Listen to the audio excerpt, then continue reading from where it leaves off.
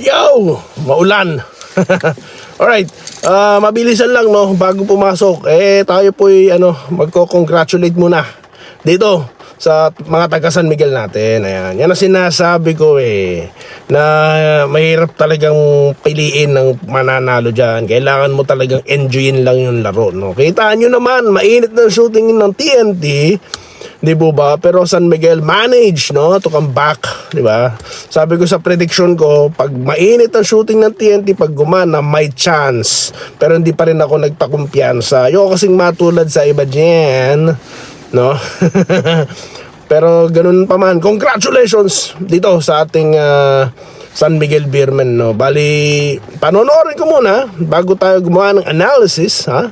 Yan ang gagawin ni Doy TV, okay? Hindi yung anyhow, kung ano na lang sinasabi, no? Alright. Maraming salamat po.